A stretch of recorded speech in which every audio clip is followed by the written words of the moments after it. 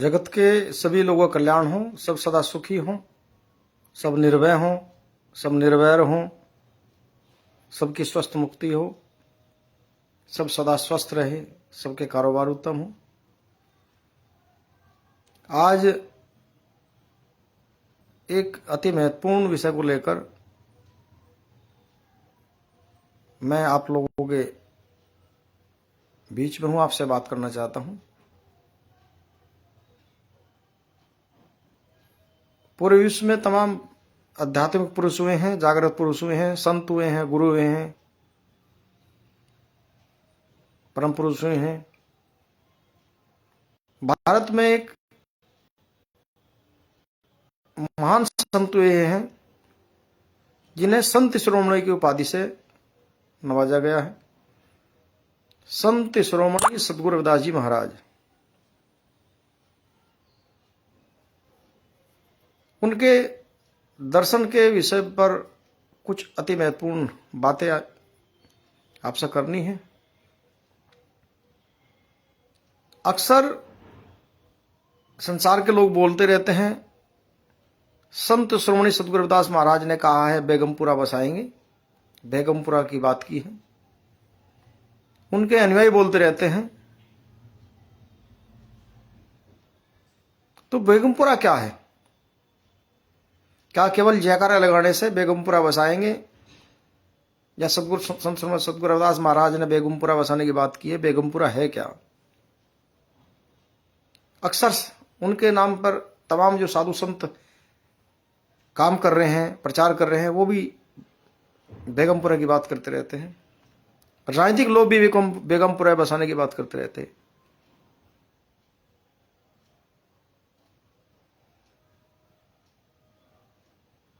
तो सबसे पहले तो मैं संत जिन्हें बोलते हैं, संत के विषय में बताना चाहूंगा जो मुझे जानकारी हुई है। मेरे आध्यात्मिक गुरु संत समनदास जी महाराज की शिक्षा दीक्षा से मुझे जो साधना की समाधि से जो परम सत्य की जानकारियां हो रही हैं, जो अनुभूति और अनुभूति के आधार पर बताना चाहता हूं। केवल अपने नाम से पहले संत लगाने से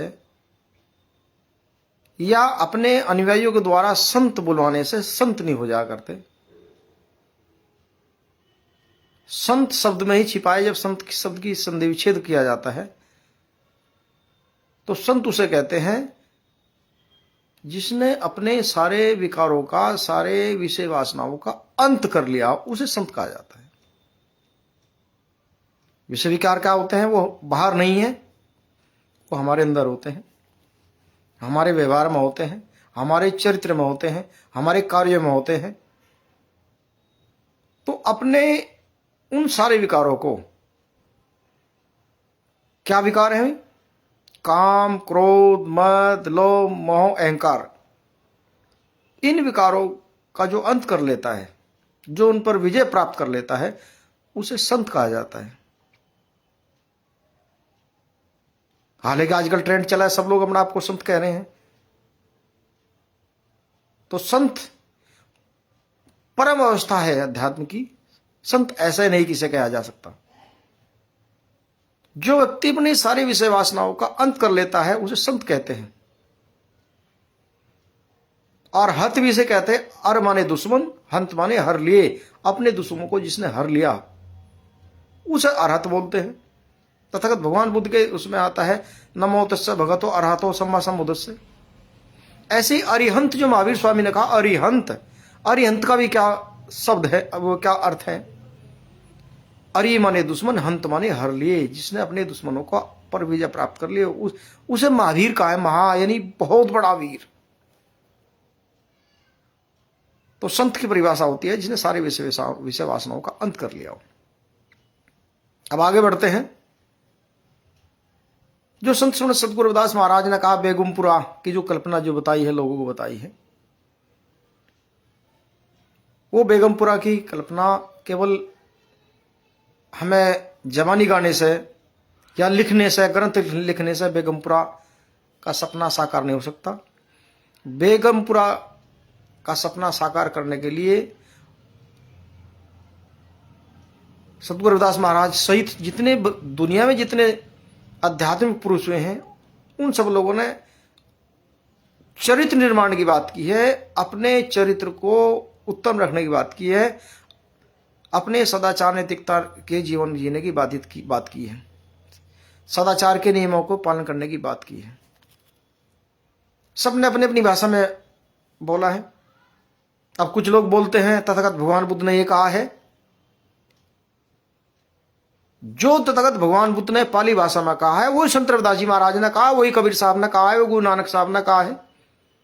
यहां तक कि दुनिया में जितने साधक पुरुष हुए हैं, जितने परम ज्ञान को उपलब्ध हुए हैं, उन सभी महात्माओं ने, सभी महापुरुषों ने, सभी संत गुरुओं ने वही बातें कही हैं, केवल उनके उच्चारण बदल दिए गए हैं। जैसे तथागत भगवान बुद्ध ने कहा है, जो कि पाली भाषा थी उनकी, पाणाति पाति वेरमणि शिक्षा पदम समादियामि। ये पाली भाषा है। इसका क्या शुद्ध अर्थ है? यह शुद्ध अर्थ है, प्राणी मात्र की हिंसा नहीं करनी चाहिए, जीव हत्या नहीं करनी चाहिए। तो सद्गुरु रविदास महाराज ने भी कहा है, प्राणी वध न कीजिए, यही जीव ब्रह्म समान। यानी ये इसके अंदर भगवान बैठा है, जीव के अंदर, इसकी हत्या क्यों कर रहे हो? ये करना चाहिए, पीछे छूटता। प्राणी वध न कीजिए जीव ब्रह्म समान, करोड़ों गऊ दान करो तब भी पीछे छूटता, सद्गुरु रविदास महाराज कहते हैं। तो भगवान बुद्ध ने कहा है, प्राणी मात्र की हिंसा नहीं करनी चाहिए, अकारण हिंसा नहीं करनी चाहिए, जीव हत्या नहीं करनी चाहिए। इसी अंशों को महावीर स्वामी ने भी कहा है, अहिंसा परमो धर्म। संत शिरोमणि रविदास महाराज ने तो बहुत ही विश्लेषण भरे शब्दों में बिल्कुल साफ समझाया है। क्या कहा उन्होंने? जीव हत्या तो नहीं करनी चाहिए, प्राणी वध तो नहीं करना चाहिए, परंतु अगर कोई गुलाम बना रहा है, शोषण कर रहा है, उसका मुकाबला करना चाहिए। उन्होंने कहा, चेतावनी देते सद्गुरु रविदास महाराज कहते हैं, पराधीनता पाप है, जान लो रमीत, मैं दास रैदास के पराधीन से कौन करे पीत। गुलाम से को प्रीत नहीं करता, गुलामी नहीं करनी चाहिए किसी तरह की, और गुलामी से, शोषण से छुटकारा पाने के लिए, संघर्ष करने के लिए कहा रविदास महाराज ने। क्या कहा है? उन्होंने कहा है, सत्संगत मिले जैसे मधुमक्खीरा, जैसे मधुमक्खी मिलकर आक्रमण करती है जब उनके कोई संकट आता है। अगर कोई उनके छत्ते की तरफ को कोई इशारा कर देता है, अगर अंगुली भी उठा देता है, तो वो सारी मधुमक्खी के छत्ते में जितनी मक्खियां होते हैं मिलकर अटैक करती है। तो रविदास महाराज कहते हैं, अगर कोई शोषण करना चाहता है, गुलाम बनाना चाहता है, तो सभी लोगों को उस जुल्म के खिलाफ संघ बनाकर, इकट्ठा होकर संघ के रूप में आंदोलन करना चाहिए, आक्रमण करना चाहिए। तो एक सील तो ये हुआ, जीव हत्या नहीं करनी चाहिए। दूसरा सील क्या है? अदिन्ना दाना वेरमणि कदम समादियामी। इसका क्या अर्थ है? कहा, चोरी नहीं करना चाहिए। तो जितने दुनिया में अब तक सत्पुरुष हुए हैं पूरे विश्व में, सभी महापुरुषों ने, सभी संत गुरुओं ने, सभी पीर पैगंबरों में सबने जो परम ज्ञान को उपलब्ध हुए हैं, सबने चोरी करना पाप बताया है। रविदास महाराज कह रहते हैं, नेक कमाऊ जो करी कभी निष्फल जाए, नेक कमाई से जीवन व्यतीत करना चाहिए। सतनाम, कबीर साहब ने सतनाम कहा, रविदास जी महाराज ने सतनाम कहा, एक नाम सतनाम ओंकार गुरु नानक साहब ने कहा। तो कबीर साहब ने कहा है, सत्य बराबर तप नहीं, झूठ बराबर पाप। तो सब महापुरुषों ने वो झूठ बोलने को मना किया है, चोरी करने को मना किया, चोरी करना पाप है। तीसरा शील क्या बताया है? कामेशु मिच्छाचार वेरमणि समादियामि। इसका मतलब है हमें व्यभिचार नहीं करना चाहिए, चरित्रहीनता नहीं करनी चाहिए। तथागत भगवान बुद्ध कहते हैं, गृहस्थों को पति को पत्नी के प्रति समर्पित रहना चाहिए, पत्नी को पति के प्रति समर्पित रहना चाहिए, और जो कुंवारे जो लड़के लड़कियां हैं, या जो आध्यात्मिक लोग हैं, संत गुरु हैं, जो धर्म प्रचारक हैं, जो समाज का नेतृत्व करते हैं, सामाजिक जो नेतृत्व हैं, हमारे धार्मिक जो नेतृत्व हैं, हमारे सामाजिक जो नेतृत्व करते हैं, हमारे जो राजनीतिक नेतृत्व है जो वो उन्हें उच्च आचरण का पालन करना चाहिए। पर दुनिया में क्या हो रहा है, अपने आप को साधु संत बताते हैं, अपने आप को सामाजिक नेता बताते हैं, सामाजिक कार्यकर्ता बताते हैं, राजनीतिक नेता बताते हैं, शासक बताते हैं, वो ही व्यभिचार कर रहे हैं, तो वो पाप ही पाप है। तो इस पर सतगुरु रविदास महाराज कहते हैं, जो बस राखे इंद्रिया सुख दुख समझे समान, सो असरत पद पाइयो, कह रविदास भगवान। जो इंद्रियों को बस में रखता है उसे उच्च पद प्राप्त होता है। फिर काम रविदास महाराज भगवान बुद्ध कहते हैं, मूसावादे यानी चुगली नहीं करना चाहिए। तो सब महापुरुषों ने कहा है चुगली करना पाप है। फिर कहा है, सुरा मेर मज्जा पतमठाना वीरमणि सिक्का बदाम समाधियामी। इसका अर्थ है किसी भी तरह का नशीले पदार्थों का सेवन नहीं करना चाहिए, वो शराब हो, भांग हो, धतूरा हो, बीड़ी हो, पान हो, गुटखा हो, तंबाकू हो। अब जो कथित साधु संत, जो भिक्षु, जो समाज का नेतृत्व करने वाले लोग हैं, अगर वो नशा करेंगे, कोई नशा हो, किसी की अंधभक्ति भी नशा है, किसी नेता की अंधभक्ति, किसी संत की अंधभक्ति, किसी गुरु की अंधभक्ति, अंधभक्ति, भक्ति होनी चाहिए, श्रद्धा होनी चाहिए। श्रद्धा तो होनी जरूरी है, पर अंधश्रद्धा, अंधभक्ति, वो ढोंग पाखंड, वो भी नशा है, उससे वो नहीं करना चाहिए। तो रविदास जी महाराज कहते हैं, रविदास मदिरा क्या पीजिए जो चढ़ी चढ़ी उतराए, और ना मात्र महारस पीजिए चढ़ नहीं उतराए। ऐसा रस पीना चाहिए जो चढ़ के उतरता ही नहीं। शराब का नशा तो थोड़ी देर में उतर जाता है। तो जो व्यक्ति लगातार शीलों का पालन करता है, सदाचार नैतिकता का पालन करता है, और अपने मन को शुद्ध करता है,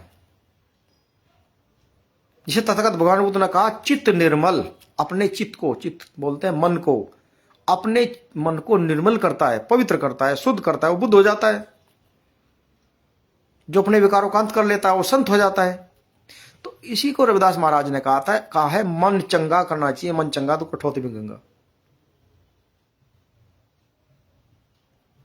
सतगुरु रविदास महाराज कहते हैं, जिस व्यक्ति का मन चंगा हो जाता है, शुद्ध हो जाता है, पवित्र हो जाता है, निर्मल हो जाता है, उसे किसी गंगा नदियों में नहाने की जरूरत नहीं है, किसी कुंभ में नहाने की जरूरत नहीं है।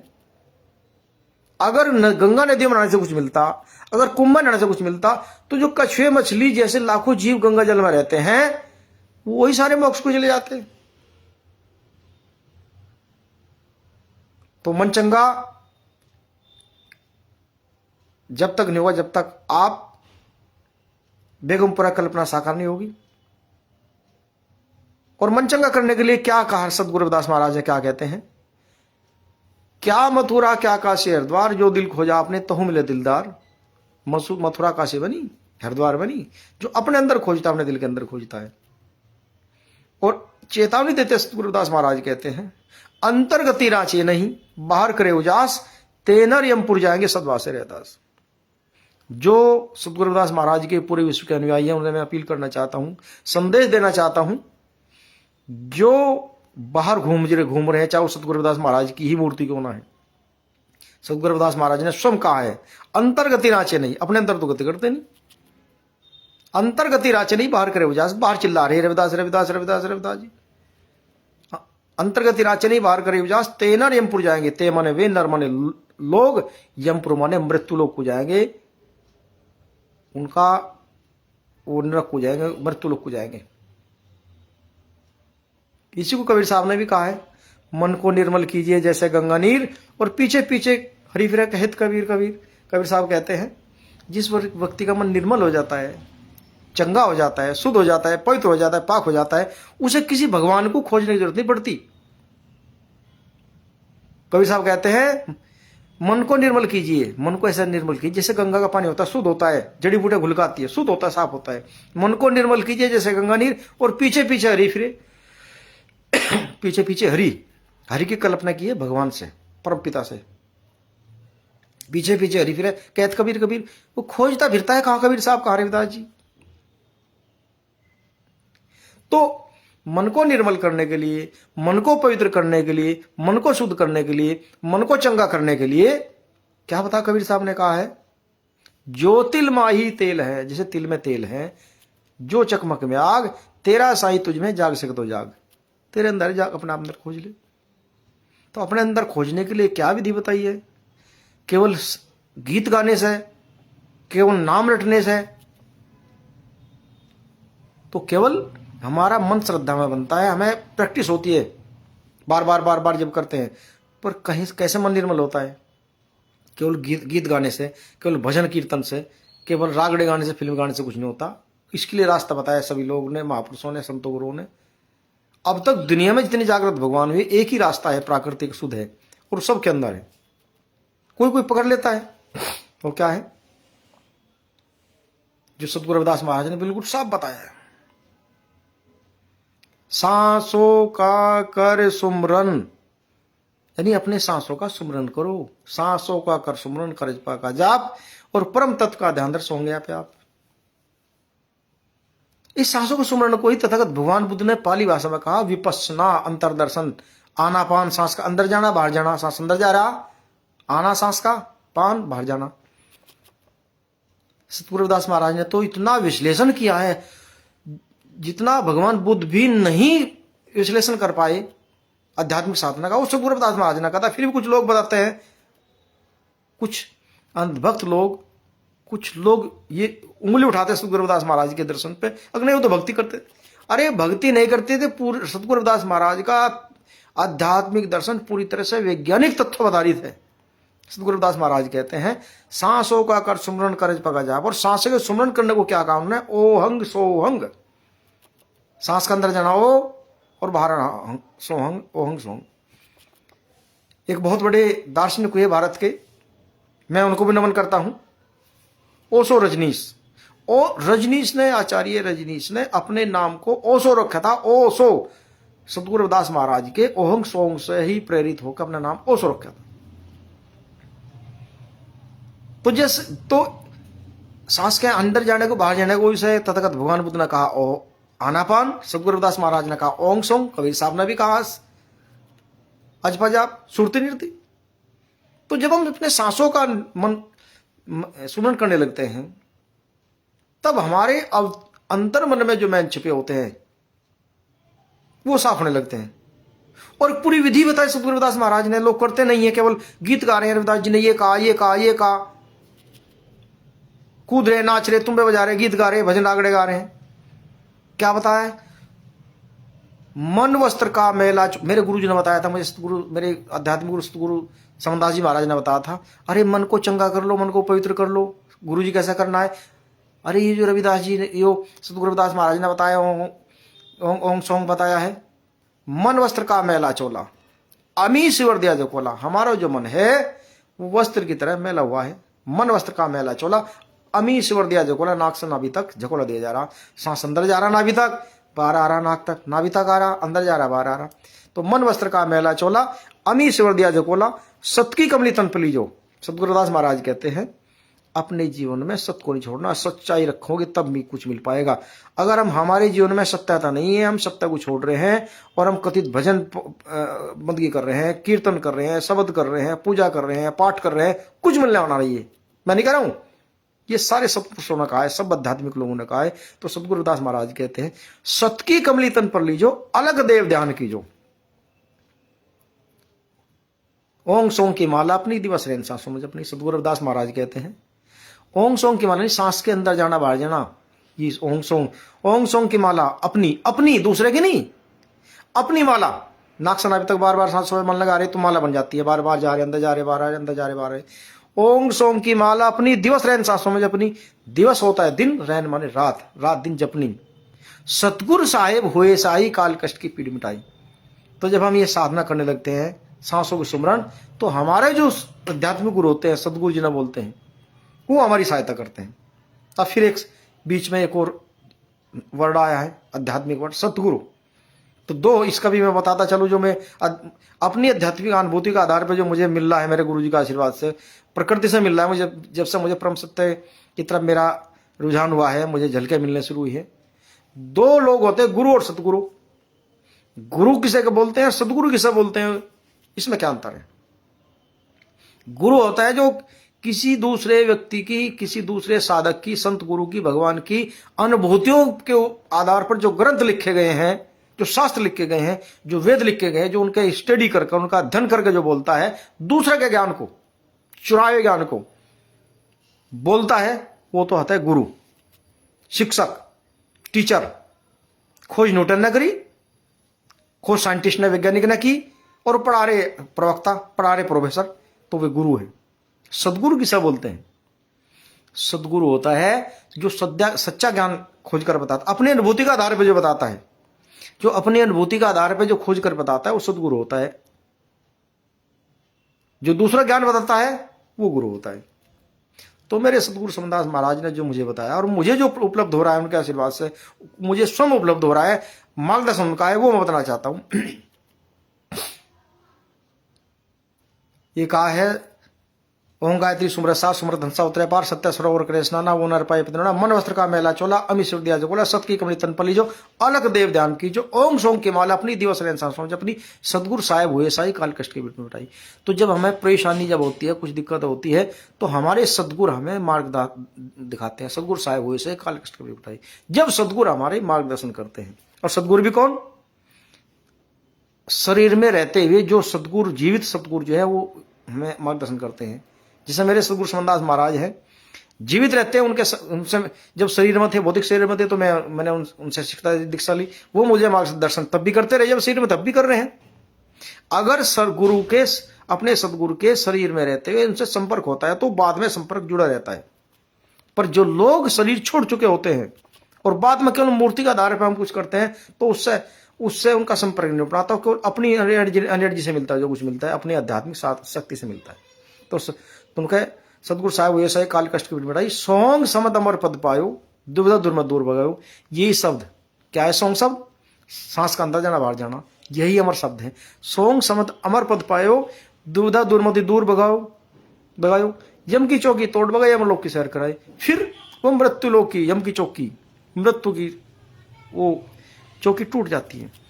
यम की चौकी तोड़ भगाई, यमलोक की सैर कराई। शिक्षा मंत्र गायती हरि नाम, यही ज्ञान है, यही ज्ञान है, यही मंत्र है, यही भगवान का मंत्र है। शिक्षा मंत्र गायत्री हरि नाम। निश्चय आसन कर विश्राम, निश्चय करके बैठ जाओ। हे मैं तो अब तो मुझे अपने विकारों का अंत करना है, अपने काम करो मतलब को साफ करना है।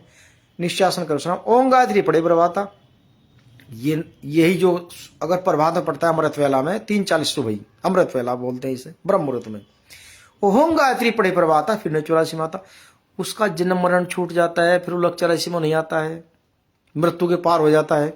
ओम गायत्री पढ़े प्रभाता, फिर नहीं 84 माता, फिर वो जन्म मरण से छूट जाता है। ओम गायत्री पढ़े मध्याह्ना, अगर मध्य में पड़ता है दिन के, सोनर पावे पद निर्वाणा, उसे भी निर्वाण प्राप्त हो, उसे भी कुछ स्टेज मिलती है। गायत्री सुमर शाम सवेरा सतगुरु मेटे बना मेरा, जो शाम सुबह शाम अपने मन पे सांस को सुमन करता है तो उसकी सारे दुख, सारे भ्रम, सारी परेशानियां और दुविधा सब भ्रम टूट जाते हैं। तो ये सारी जो तथागत भगवान बुद्ध ने जिसे विपස්සना कहा है, कबीर साहब ने सहज समाधि कहा है, सतगुरु रविदास महाराज ने तो बिल्कुल एक एक शब्द बताया है प्रैक्टिकल रूप में, हम कर नहीं रहे हैं। तो जब अब ऐसा करने लगते हैं, जब हमारे मन के विकार समाप्त हो जाते हैं, तब हम आनंदित होते हैं। कैसे होते हैं वो भी बताना चाहूंगा। आगे की वीडियो लंबी हो रही है, पर चूंकि वो इसके बिना अधूरी रह जाएगी। अपनी अनुभूति का आधार बता रहा हूँ, ये मुझे किसी ने बताया नहीं है, मेरे गुरु का आशीर्वाद से खुद मुझे आध्यात्मिक रूप से मुझे उपलब्ध हो रही है चीजें, न किसी किताब में मैंने पढ़ा है।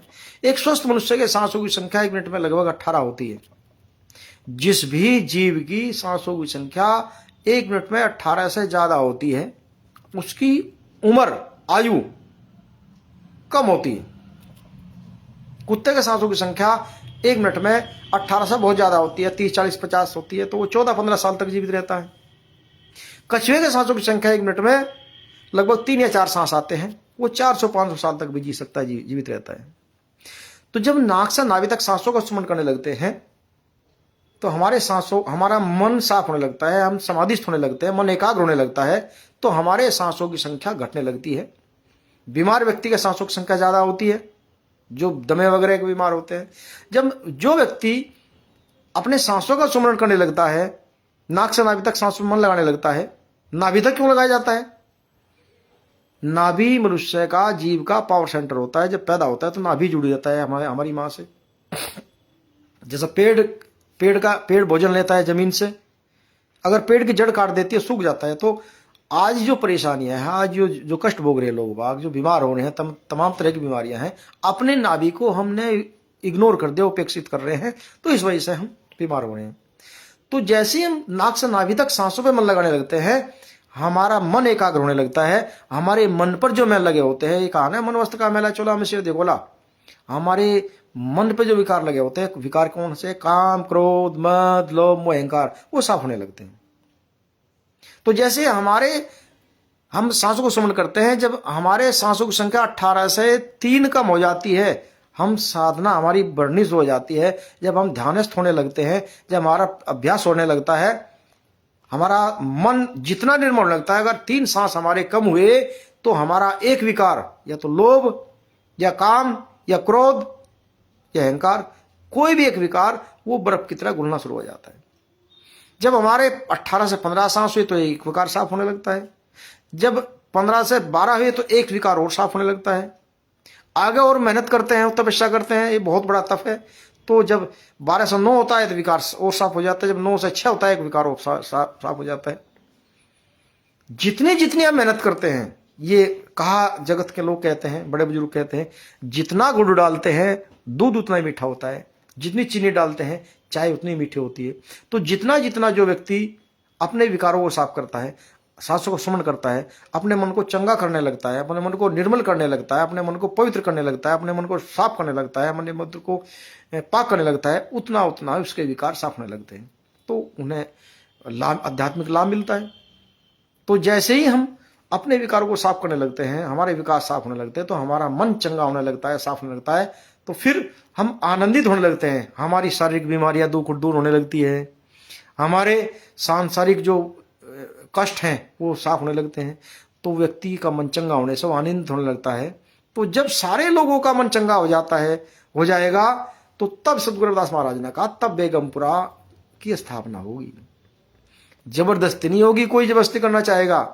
तो जितने महापुरुष दुनिया में हुए, जागृत पुरुष हुए हैं, जो होश जिनाए, होश क्या हुई, जागृत पुरुष कौन है, जो अपने विकारों को साफ करते वो जागृत है। और जो लेप लगाए हैं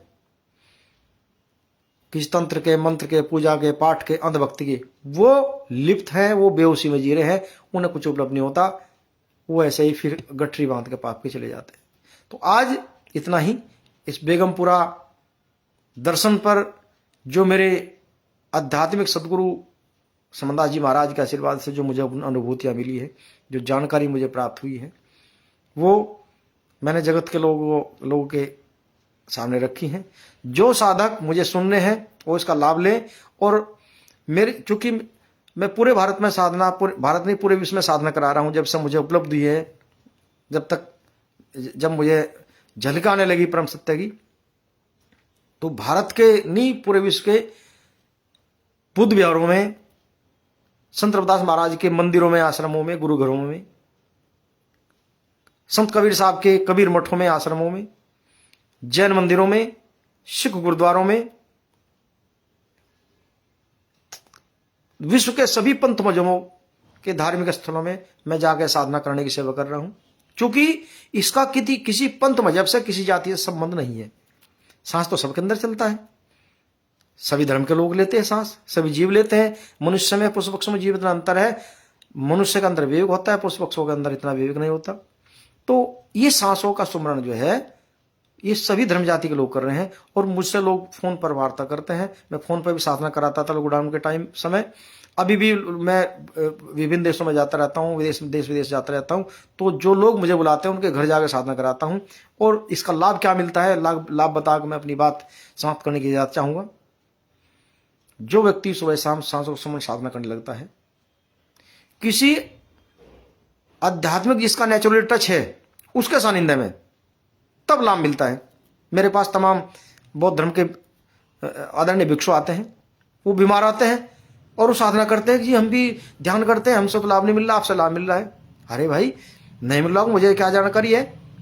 वहां तक मैं अपने गुरु के आशीर्वाद से पहुंचा हूं, आप भी मेहनत करके पहुंचो। केवल भिक्षु बनने से, कपड़े पहनने से कोई थोड़े ही आध्यात्मिक व्यक्ति हो जाते हैं। कई संत आते हैं अलग अलग पंथों में, जब के वो साधना करते हैं, वो ठीक होने लगते हैं। तो पहले वो अपनी बीमारियों के वो टेस्ट करा के आते हैं, बीमारियां होती हैं, और धीरे धीरे धीरे धीरे जब वो साधना करने लगते हैं, जहां मेरी जरूरत पड़ती है मैं भी उनका साथ देता हूं, तो उनकी रिपोर्ट नॉर्मल आने लगती है, उनका मन चंगा होने लगता है, पवित्र होने लगता है, पाक होने लगता है, शुद्ध होने लगता है। तो वो बुद्ध होने की तरफ जाने लगते हैं, संत होने की तरफ जाने लगते हैं। तो अगर जो व्यक्ति मुझे सुन रहा है वो साधना करने का लाभ लेना चाहता है, अपने घर साधना का आयोजन करना चाहता है, अपने आसपास किसी मंदिर में, किसी संस्थान में साधना करना चाहता है, जिस जिले में करना चाहता है, तो मुझे संपर्क कर सकता है। मेरा जो नंबर है, संपर्क नंबर है 6398584646, यही व्हाट्सएप नंबर है। और तमाम जो लोग मुझे सुन रहे हैं, जब से मुझे परम ज्ञान की उपलब्धि हुई है, परम सत्ता की झलकियां मुझे आनी शुरू हुई है, पूरे विश्व में, चाहे वो थाईलैंड की साधना का कार्यक्रम रहा हो, लंदन का रहा हो, नेपाल का रहा हो, या भारत में चंडीगढ़ का कार्यक्रम हो, जयपुर का हो, लखनऊ का हो, जहां जहां साधना के कार्यक्रम मेरे चलते रहते हैं पूरे भारत में, उनकी वीडियोज वो गूगल पर मेरे नाम से परविंदर धारिया PRAVINDRADHRIYA ये डालकर आप सर्च कर सकते हैं। तो सारी वीडियो गूगल पे भी पड़ी है, गूगल पे आ जाएंगी, और यूट्यूब पे सारी वीडियो पड़ी है। मन चंगा साधना के नाम से, मन चंगा साधना, या मेरे नाम से सर्च करोगे तो मिल जाएंगी। तो इसी के साथ मैं अपनी बात समाप्त करने की आप लोगों से विदा चाहता हूँ। इस सब्जेक्ट पे जो बात मुझे अनुभूति के आधार पे मुझे प्राप्त हुई थी प्राकृतिक रूप से, ये किसी पोंगा पंथ की बात नहीं है, शुद्ध प्राकृतिक है, ये मैं समाप्त कर देना चाहता हूँ। और अनुरोध करता हूँ उस प्रकृति से, परमपिता से, अपने सदगुरुओं से, इस जगत के सभी प्राणी सदा सुखी हों, सब निर्भय हों, सब निर्वैर हों, सबकी स्वस्थ मुक्ति हो, सबका कल्याण हो, सबका मंगल हो। साधु साधु साधु सतनाम।